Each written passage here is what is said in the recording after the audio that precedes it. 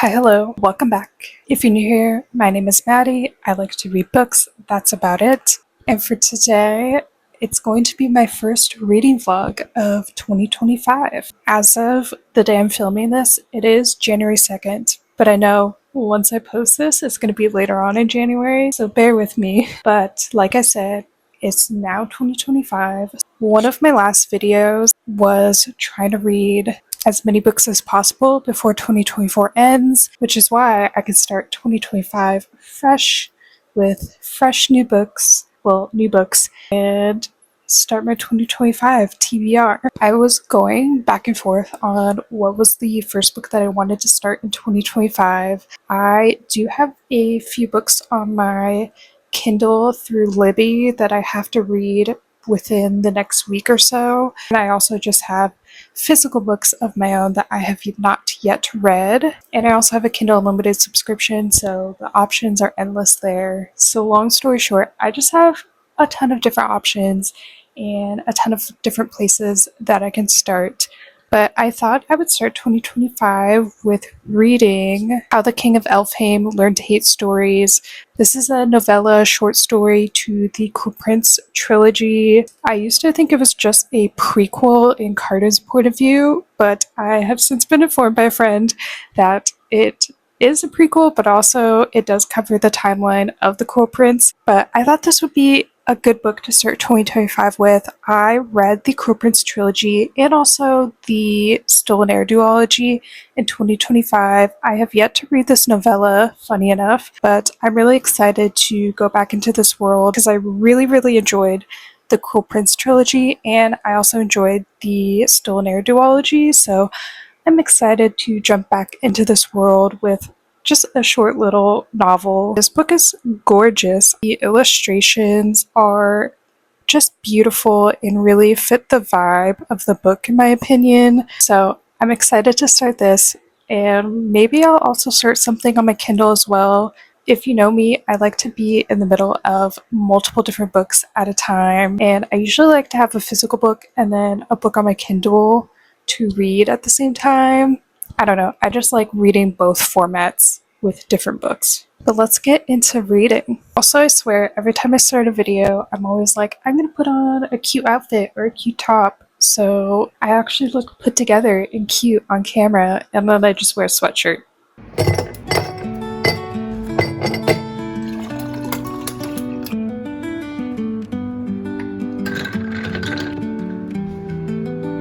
It's actually the next day. I ended up finishing How the King of Elfhame Learned to Hate Stories by Holly Black last night. I think it's like less than 200 pages, and a lot of those pages are illustrations as well, so there's not even a whole lot of words on each page. This was fun. This was cute. It's basically a whole bunch of short stories during the Cruel Prince timeline. It's all in Carden's point of view / perspective, I guess. I feel like this provided a little bit more context to like his character and why he was the way he was in the Cruel Prince. If you love the Cruel Prince, you'll probably like this one as well if you are seeking extra content in that world. I feel like nobody really talks about it, but I like the construction of this book.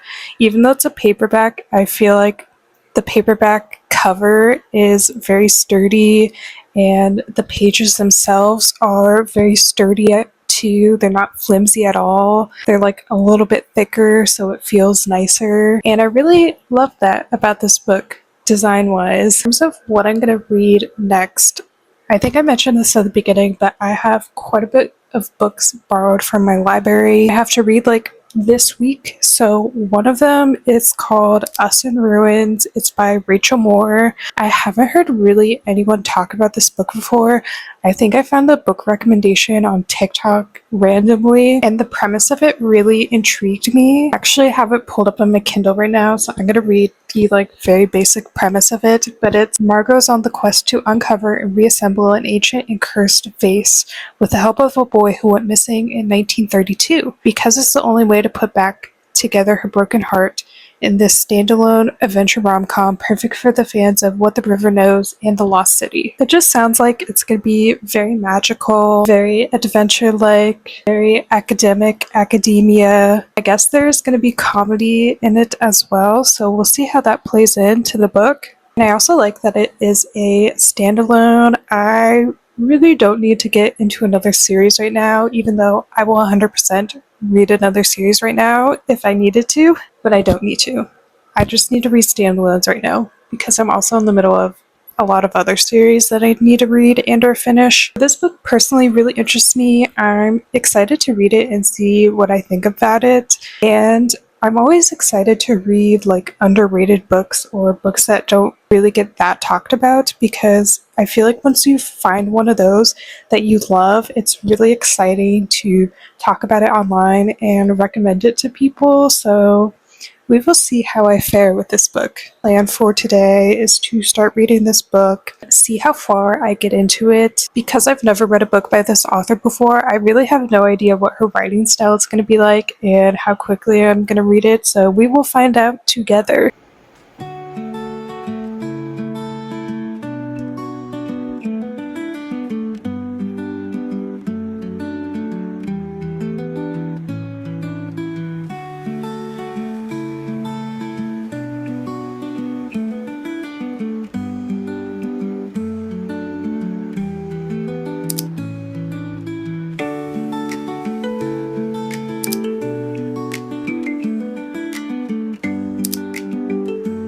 Hello, it's actually been a couple days since my last update, but since then I have actually gotten a new phone. If you saw from the last clip, I was very long overdue for an upgrade for my phone. If you didn't know, or if you couldn't already tell from the quality of my videos, I film everything on my iPhone.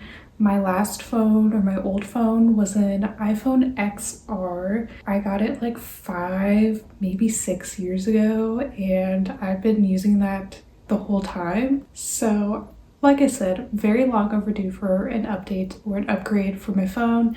I ended up getting the iPhone 15, and so far I've really been liking the iPhone 15. This is my first time ever filming on it ever, so we'll see how the quality looks, how the audio sounds. I did that a couple of days ago, and let's just say it was a very, very long ordeal to transfer my service from my old phone to my new phone. A lot of phone calls, a lot of trying to do it online, wouldn't work, had to go in store to try to get help, and they were able to do it in like 5 minutes. For whatever reason, it just didn't work for me when I tried to do it on my own. Now I have my new phone, everything's all set up, I'm good to go, except you may be wondering, where's your microphone?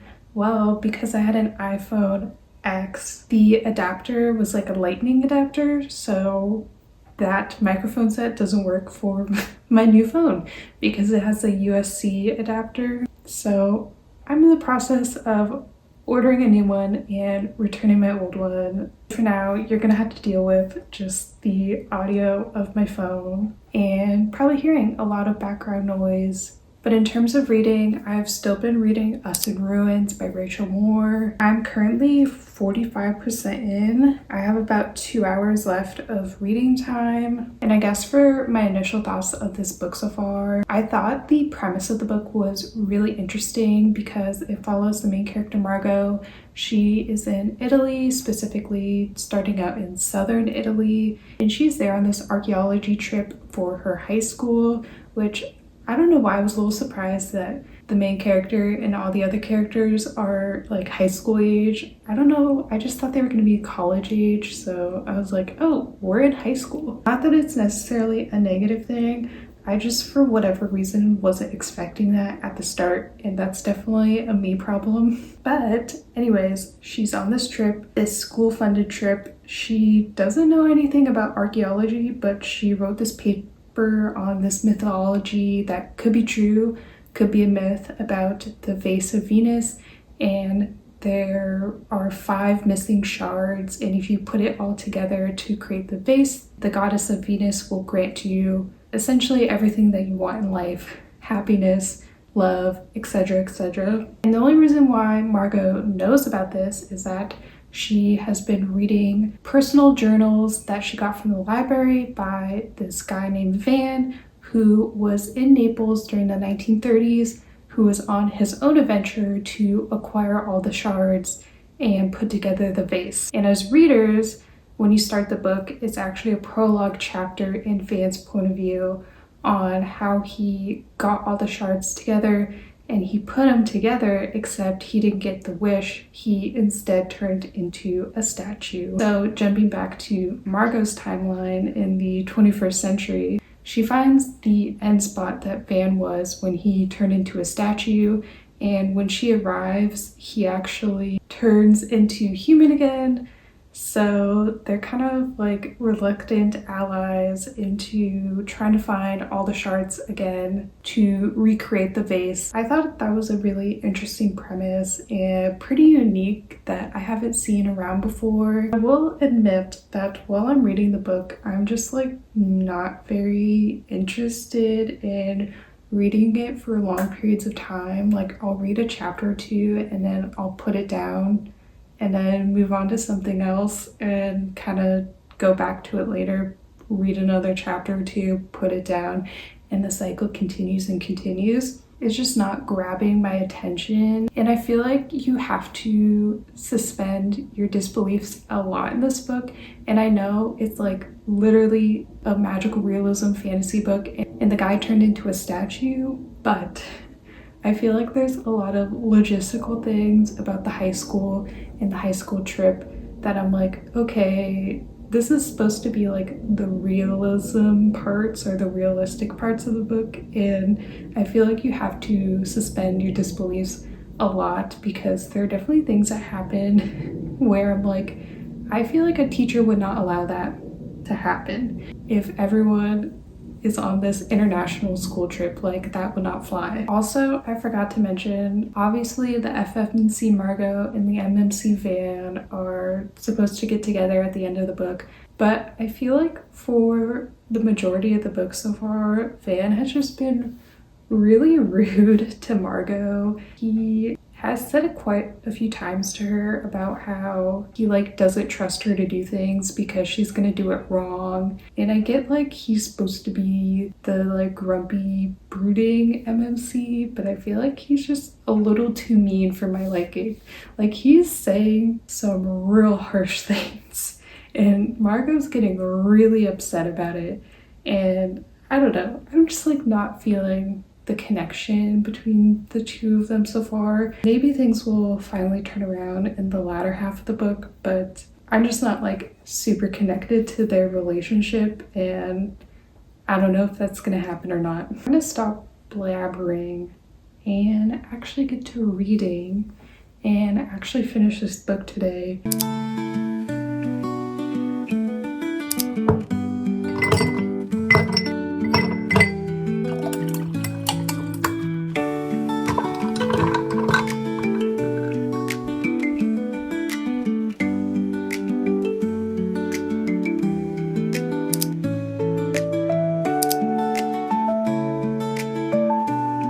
I just finished Us in Ruins by Rachel Moore, and I think my final rating is going to be a 3-star. A part of me loved the premise.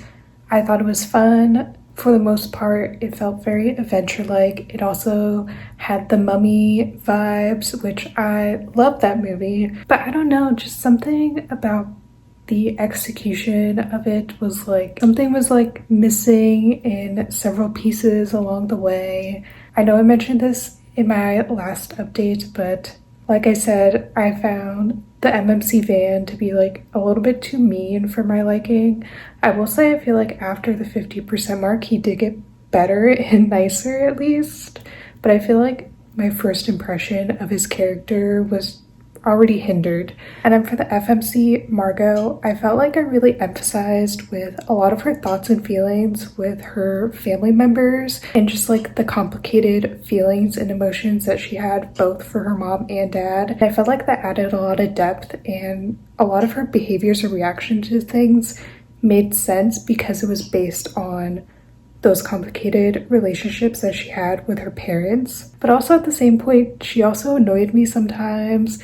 Like, she is on this archaeology high school trip. She knows zero about archaeology. The reason why she got invited to that trip or accepted onto that trip is because she wrote a good paper about the vase of Venus, and that was about it. Also, she like bailed out on her group project and her project member so many times to like obviously do all the side quest adventure things that she did with Van, but then like she would bail on the actual school trip and like all the archaeology stuff that they were doing during that trip. So I don't know. I feel like sometimes I was like, why are you even here? And I know I mentioned this in my last update too, but I felt like you have to suspend your disbeliefs a lot for the book.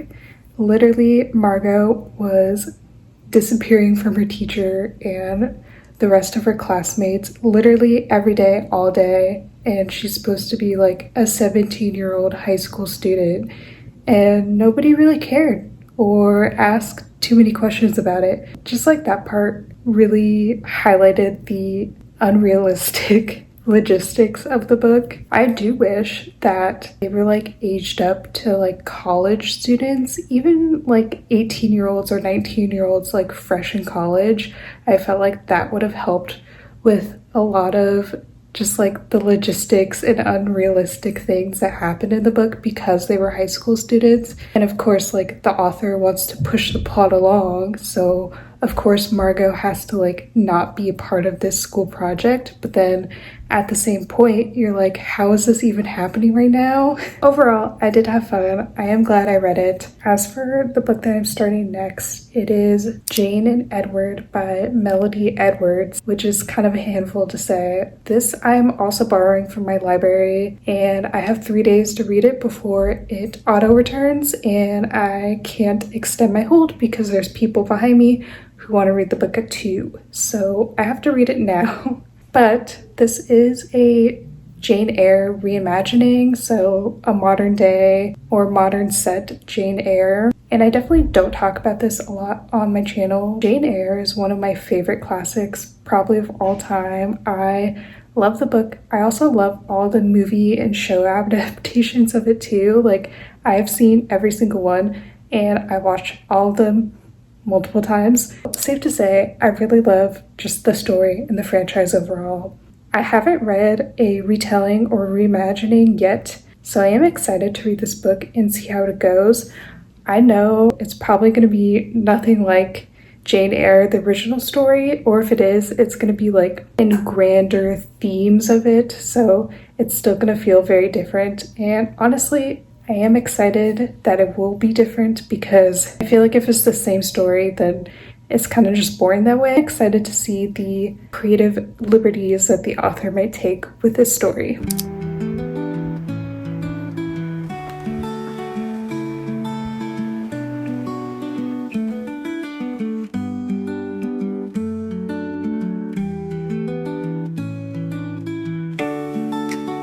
I ended up finishing Jane and Edward. I literally read like probably 70% of the book in like one sitting basically. But like I mentioned previously, Jane and Edward is a reimagining of Jane Eyre. And this was my first like reimagining ever to read of Jane Eyre. I feel like it was a pretty good one. Basically, instead of like Victorian era Britain, it was set in modern day Toronto in a law firm setting. And I felt like the modern retelling worked for the most part. There were a few instances where I was like, I don't know if this like exactly works in a modern day setting, but whatever. This book is definitely for people who have read Jane Eyre before and obviously like that novel to a certain degree. I feel like if you haven't read Jane Eyre before, I don't know how much you would enjoy this novel, just because I feel like there's a lot of things that happen obviously in Jane and Edward that directly reference Jane Eyre, just in terms of like the plot points. So I don't know if like you read Jane and Edward, if you would have the same appreciation or fascination for some of the plot things that happen in this book, because I feel like a lot of the enjoyment or fun that I had with Jane and Edward was that I was able to compare and contrast what happened in the reimagining to the original tale. I don't know, you just want to have like that same experience if you haven't read Jane Eyre before. I actually really enjoyed it. I thought their relationship was so like warm and gushy and also dramatic and funny at the same time. And I really liked the Jane character in the reimagining. I thought she did Jane Eyre justice. I rated it like a 4.25 star. This book was exactly what I needed, especially after finishing the last book. Even though I did like the last book, I just like wasn't obsessed with it, and I needed something to like make me feel actual things and be slightly obsessed with it. So I am glad I ended up reading this book. I honestly didn't expect to like it as much as I did. I'm gonna end my first reading vlog of 2025 here. I ended up reading 3 books, and I feel like I'm off to a good start so far. With that being said, thank you so much for watching. If you gotten to this point, I really appreciate it. If you want to follow me elsewhere, I'm also on Instagram and TikTok, the same account name, MaddieReed6. And until next time, I'll see you later.